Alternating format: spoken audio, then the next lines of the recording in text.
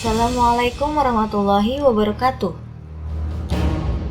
Pada zaman jahiliyah, ada seorang wanita bernama Hindun binti Utbah, yaitu istri dari Abu Sufyan bin Harb, seorang perempuan yang sangat berpengaruh di Mekah. Beliau adalah wanita yang fasih bicaranya, pemberani, kuat, berjiwa besar, pemikir, penyair, dan bijak.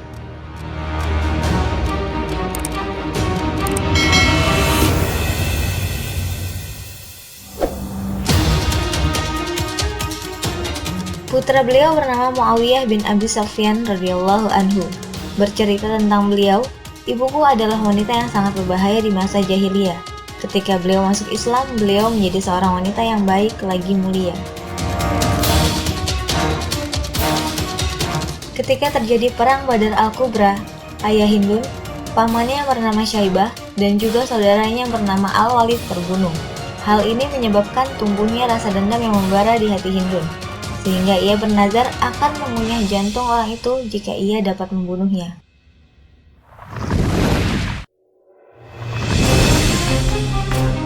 Ketika perang Uhud, Hindun binti Utbah memainkan peranan sebagai juru perang yang handal.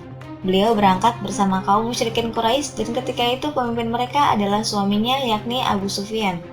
Hindun mengobarkan semangat perang kepada pasukan Quraisy bersama para wanita musyrikin lainnya sambil memukul rebana dan bersyair.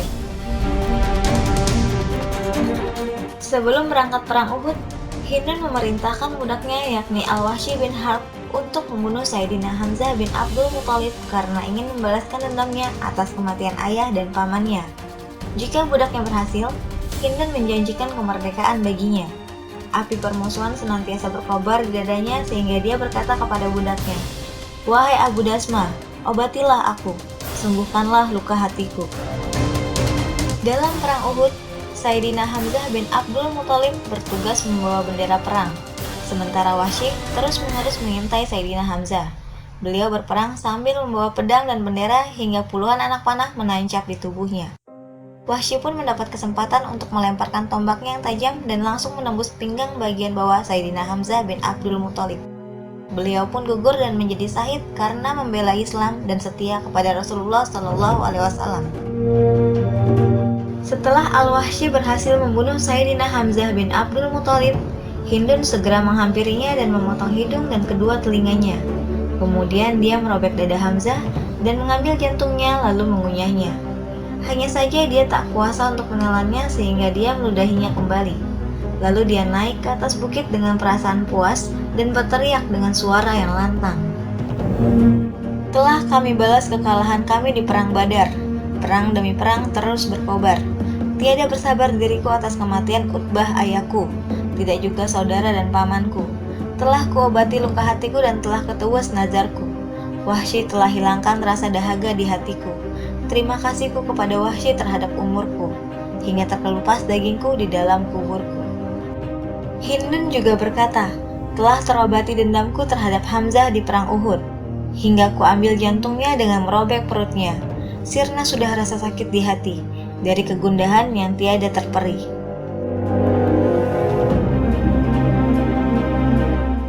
Usai perang, Rasulullah SAW melihat satu persatu sahabat yang gugur di medan perang. Ketika menemukan jasad Sayyidina Hamzah bin Abdul Muthalib, tiba-tiba Rasulullah SAW meneteskan air matanya. Rasulullah SAW melihat dengan mata kepalanya ada puluhan panah yang menancap di tubuh pamannya. Dan yang lebih menyedihkan lagi, Rasulullah SAW melihat dada sang paman terdapat lubang menganga. Rupanya robekan dada itu bukan karena perang, tetapi ada yang sengaja merusaknya.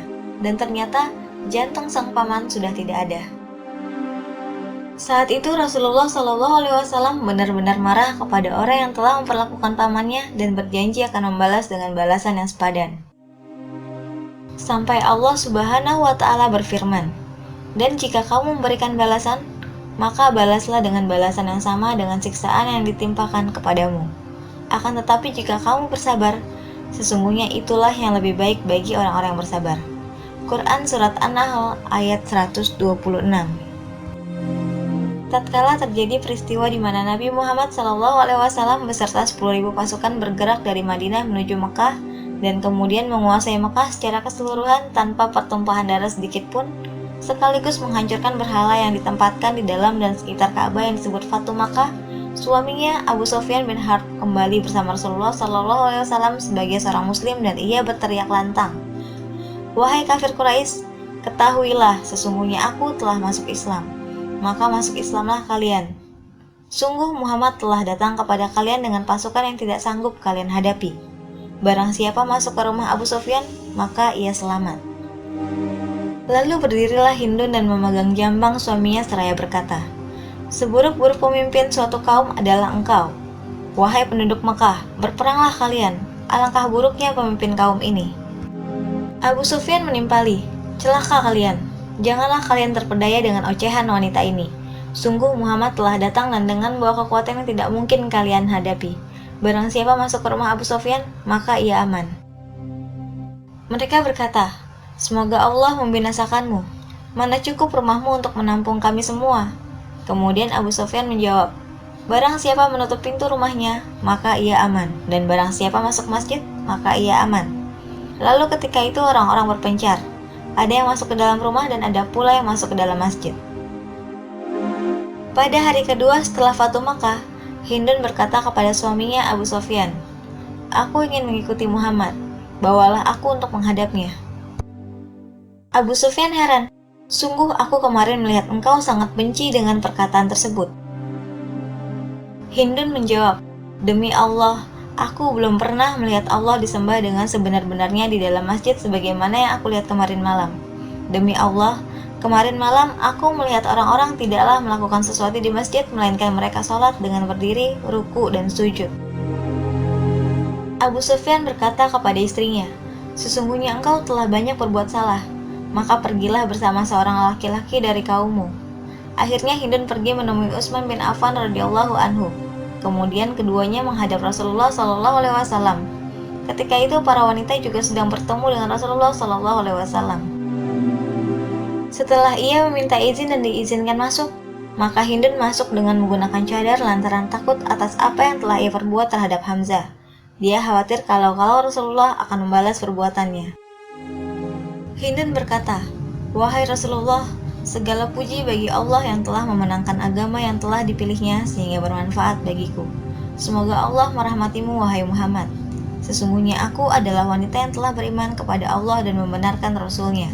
Setelah itu, Hindun membuka cadarnya seraya berkata, "Aku adalah Hindun binti Utbah."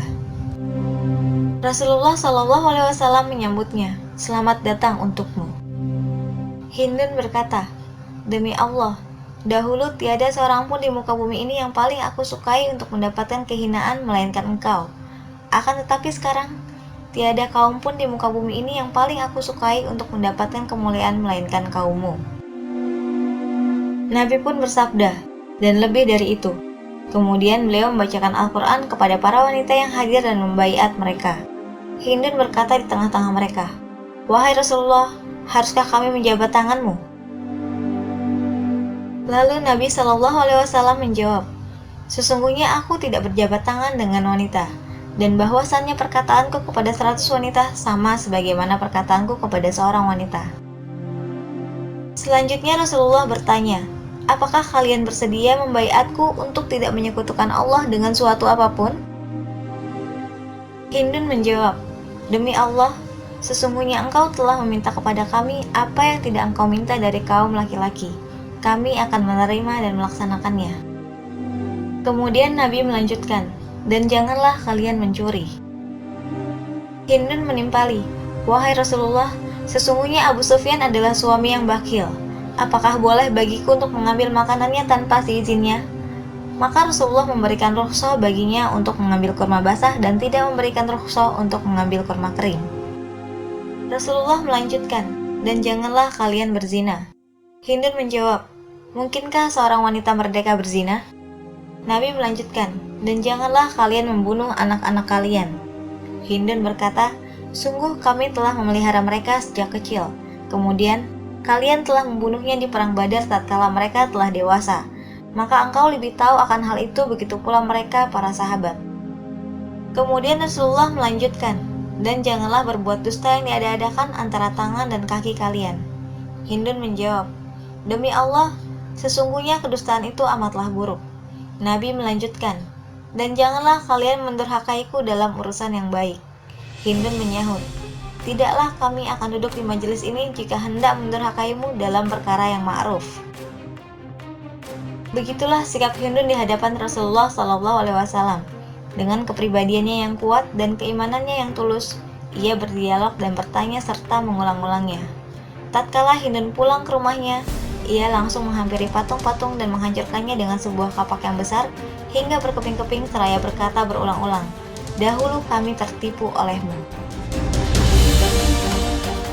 Semakin hari semakin bertambahlah pengetahuan Hindun dalam masalah keimanan sehingga membawa dirinya berjihad menyertai kaum muslimin. Beliau bersama suaminya, Abu Sufyan, ikut serta dalam perang Yarmuk yang terkenal itu hingga beliau mendapatkan luka yang serius. Ia menjadi seorang wanita ahli ibadah, rajin sholat malam dan berpuasa. Ia sangat konsisten dengan status barunya tersebut sampai tiba saat Rasulullah SAW wafat. Hindun sangat terpukul, sebab ia merasa belum seberapa menghapus segala keburukan yang ia lakukan terhadap beliau dan umat Islam. Ia pernah berkata mengingat masa lalunya, "Aku pernah bermimpi berdiri di bawah matahari dan di dekatku ada tempat berteduh, namun aku tidak boleh berlindung di bawahnya.